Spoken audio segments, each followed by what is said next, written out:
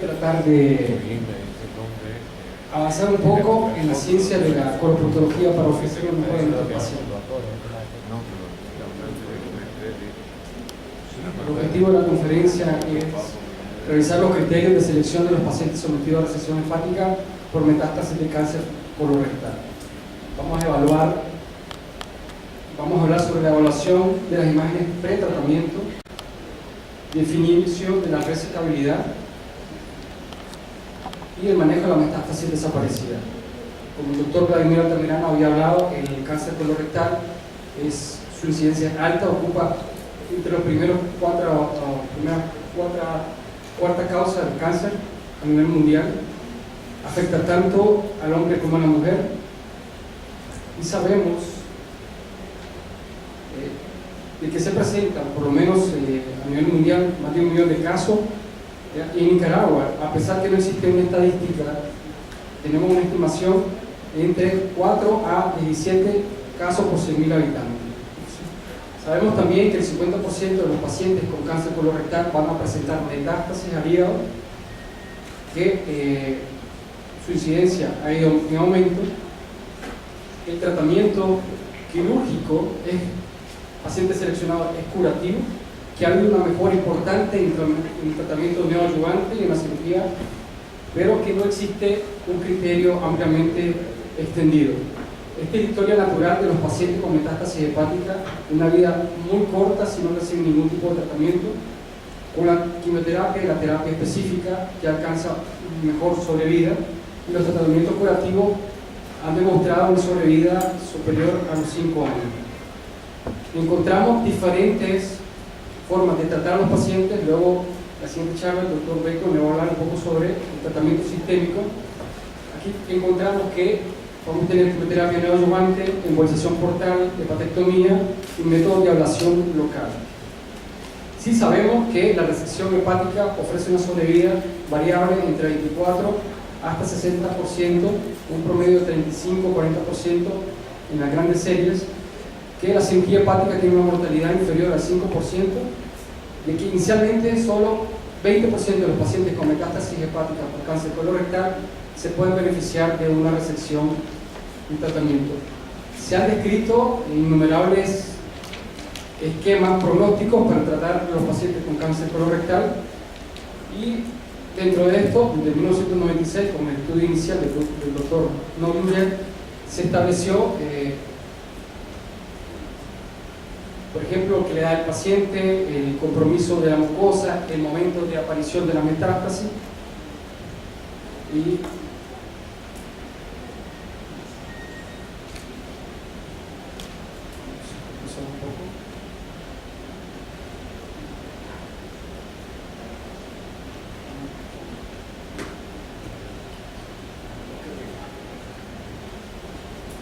entonces han tratado de incluir diferentes aspectos del tumor primario, como es la presencia de ganglios durante la primera cirugía, el tiempo de aparición de la metástasis, el tamaño de la lesión hepática. En este trabajo, el doctor Capozzotti, un profesor italiano, se puede fraccionar estos factores pronósticos en preoperatorios, transoperatorios y posoperatorios. Se hablaba antiguamente que más de 3 lesiones es una contraindicación para la hepatectomía, distribución en ambos lóbulos, una contraindicación. Así también era difícil hablar de una hepatectomía curativa cuando no era factible conseguir un margen de 1 centímetro o que había invasión a los ganglios periportales. Sin embargo, estas contraindicaciones son relativas debido a que ha aumentado la efectividad de la quimioterapia sistémica y ha habido una mejora increíble en las técnicas de resección. También sabemos que el sitio pulmonar es el segundo sitio más frecuente y puede afectar hasta el 25% de los pacientes. Algunos 10% de esto puede estar combinado con metástasis hepáticas, que se puede realizar hepatectomía y resección de las lesiones pulmonares porque ofrece una sobrevida del 30% de los 5 años. Dentro de la evaluación inicial del paciente, importante, ultrasonido con contraste, ultrasonido con contraste, la tomografía con múltiples cortes, imagen por resonancia magnética y el PET scan.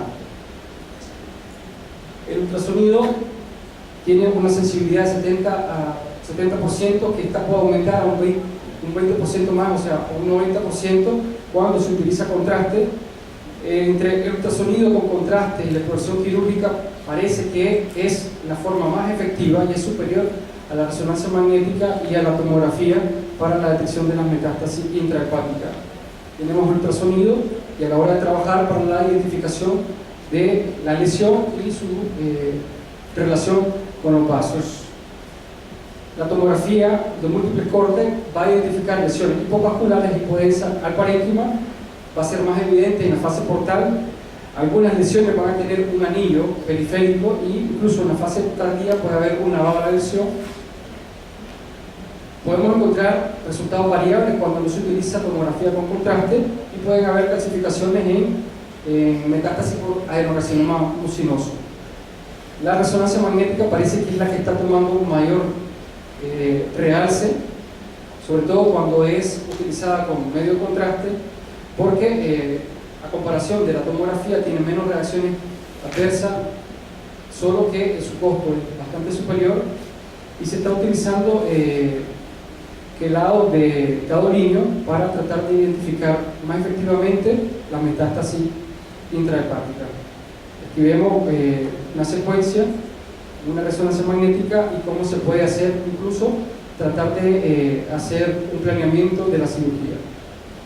El PET scan ya se ha utilizado y se sigue utilizando para la identificación de lesiones extrahepáticas principalmente.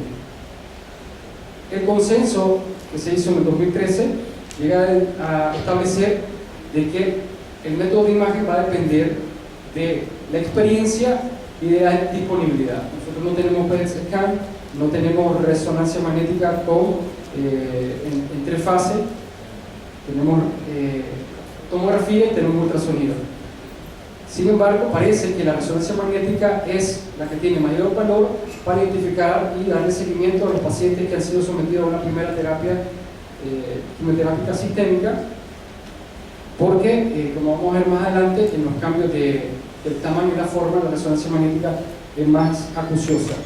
Y el PET scan se sigue utilizando para identificar lesiones extrahepáticas y recurrencia local. Sin embargo, para identificación de lesiones pulmonares o hepáticas pequeñas parece que no tiene mucha efectividad. En la evaluación de la respuesta por imágenes, nosotros podemos utilizar los criterios de la Organización Mundial de la Salud o los criterios RECIST. En la práctica clínica, lo más importante es el tamaño de la lesión, el número de la lesión y la morfología de la lesión. Los criterios de la Organización Mundial de la Salud utilizan 2 dimensiones. El que más utilizamos nosotros es el RECIST, el que va a sumar el mayor diámetro de la mayor lesión, y podemos obtener 4 tipos de categorías. Respuesta total, cuando ha habido una disminución importante de la lesión. Respuesta parcial, cuando ha habido una disminución a menos del 30% del diámetro tumoral. Enfermedad estable, donde no ha habido ningún cambio. Y progresión de la enfermedad, cuando ha habido un incremento del 20% del diámetro tumoral. ¿Y qué es lo que dice el consenso? Bueno, que el RECIST es la forma que debe utilizarse rutinariamente, pero que eso va a depender de la terapia sistémica y la terapia en globo regional establecida en cada sitio. Que la evaluación morfológica es el mejor sustituto de la respuesta y la sobrevida de los pacientes, sobre todo pacientes que han sido sometidos a terapia con bevacizumab, y que el ROC del PET scan no está muy claro aún. Esto de la respuesta y la evaluación morfológica es que inicialmente teníamos una lesión que era hipodensa, y después de haber recibido terapia, la lesión llega a tener una densidad muy similar a la densidad del agua. En cuanto a los criterios de resecabilidad,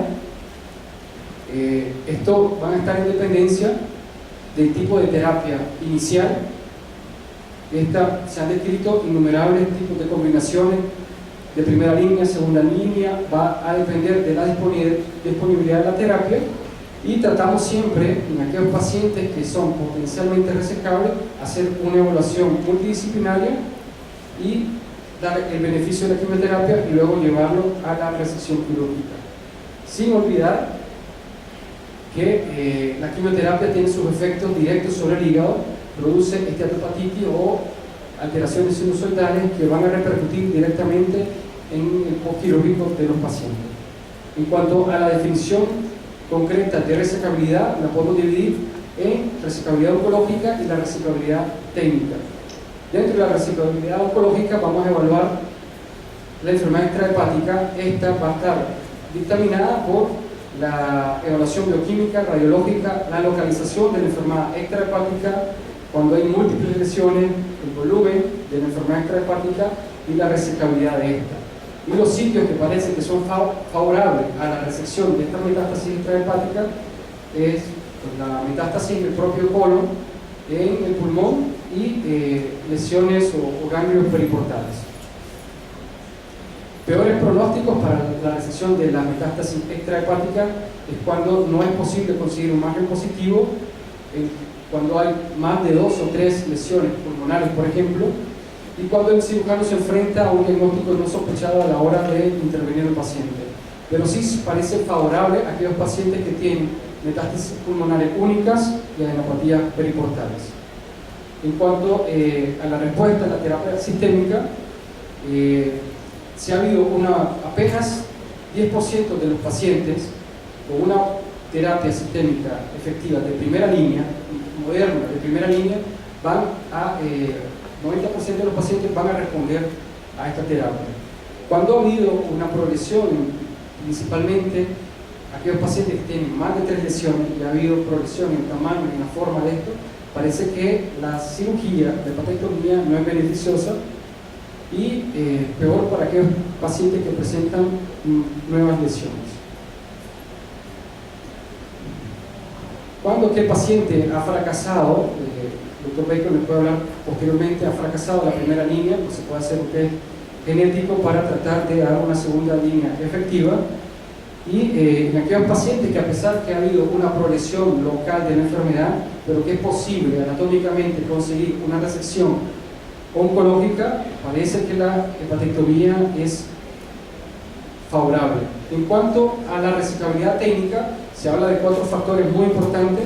Esto es conseguir un adecuado volumen del hígado remanente, una evaluación de la función hepática del hígado remanente y estrategia de resección y la consecución de márgenes negativos. En cuanto a la resecabilidad técnica, esto se va a conseguir a través de una embolización portal del lado que se va a resecar para conseguir una hipertrofia del lóbulo remanente.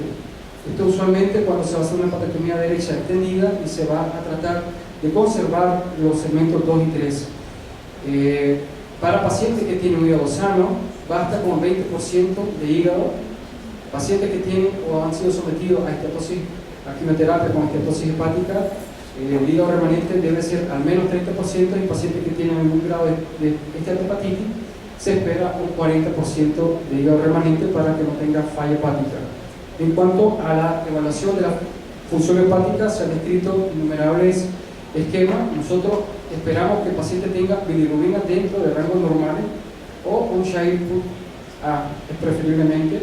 En cuanto a la estrategia de resección, podemos usar hepatectomía en un primer momento, hepatectomía en 2 tiempos, podemos usar la embolización portal o la partición del hígado in situ, que es una técnica que se está usando actualmente, o con aquellos pacientes que tienen metástasis sincrónica con cáncer de colon. En ese momento se puede utilizar la terapia que le llaman en Estados Unidos o a nivel mundial terapia reversa, y por último los márgenes, conseguir si es posible 1 centímetro o simplemente conseguir márgenes negativos. El consenso va dirigido a que si el paciente es sometido a una evaluación multidisciplinaria, el seguimiento y la evaluación debe ser imagenológica y tratar de identificar y determinar la presencia o no de enfermedad extrahepática. Los pacientes con enfermedad extrahepática y potencialmente resecables deben de beneficiarse de la resección hepática. Cuando ha habido un crecimiento, sobre todo en pacientes que tienen más de 3 lesiones o 9 lesiones, es preferible deferir el tratamiento hasta estabilizar o controlar la enfermedad. En cuanto a los criterios técnicos, estos pueden alcanzar, siempre debe dirigirse a alcanzar un margen negativo, y la factibilidad de la resección debe estar garantizada a preservar dos segmentos, a preservar el flujo vascular que entra y el que sale al hígado, el drenaje biliar, la habilidad para conseguir por lo menos el 20% de hígado remanente o un 30% en pacientes que han tenido esteatohepatitis o esteatosis hepática, y aquellos pacientes que se hizo una embolización portal y hubo un buen crecimiento del hígado, los pacientes tienen indudablemente una mejor función hepática. En cuanto a la respuesta, en cuanto a la metástasis perdida, son aquellos pacientes que fueron sometidos a un esquema intenso de quimioterapia y aquellas lesiones o desaparecieron o disminuyeron, y a la hora de tratar de hacer una resección significa un gran problema para el cirujano. Esto puede representar hasta 30-40% de los pacientes con metástasis hepática, y el método que uno va a seguir a estos pacientes es la resonancia magnética y la ecografía. ¿Por qué operar a los pacientes con metástasis hepáticas perdidas o desaparecidas? Porque hasta el 90% de los pacientes que tuvieron metástasis hepáticas desaparecidas tienen células tumorales viables. Entonces, estos pacientes, la recurrencia es más temprana y la sobrevida mucho más corta. Entonces, la intención es, primero, que el equipo multidisciplinario evitar llevar al paciente a la desaparición de estas metástasis, y luego la resección de todos los sitios debe ser garantizada. Ya para concluir, estamos contra el tiempo, una respuesta imagenológica completa no significa necesariamente una respuesta patológica completa, y los pacientes tienen que ser sometidos a resección hepática. Este es actualmente la sobrevida. Este es un sitio web donde podemos encontrar el Livermer Survey, donde han sido incluidos más de 23.000 pacientes con una sobrevida a los 5 años alrededor de 42 a 50%. Bueno, eso estaría ya para concluir.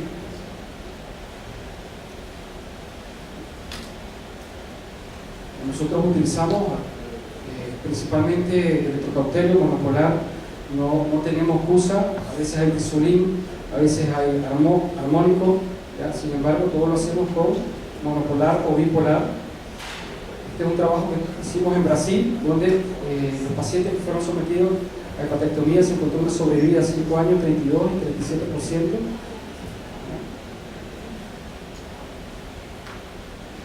Estos fueron los factores pronósticos, ¿ya? El sexo femenino, a favor, sexo femenino, cuando había un nivel de CA menor de 50 nanogramos, cuando había lesiones metacrónicas, un solo lóbulo, una sobrevida aceptable.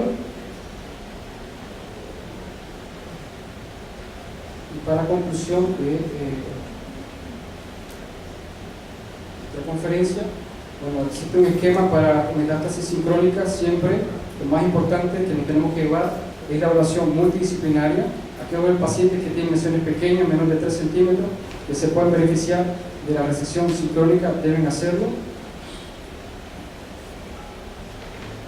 Y aquí hay pacientes en el cual la metástasis inicialmente irresecable parecen que alcanzaron la resecabilidad, deben ser evaluadas inicialmente para una resección. Y para concluir, la resonancia magnética con contraste es el método de elección, solo que esto es muy caro. Si no tenemos esto en la tomografía, siempre utilizar en la evaluación de los pacientes los criterios de RECIST. Hay que resecar las enfermedades extrahepáticas, y existen varias estrategias para la resección hepática, y siempre operar la metástasis perdidas. Muchas gracias.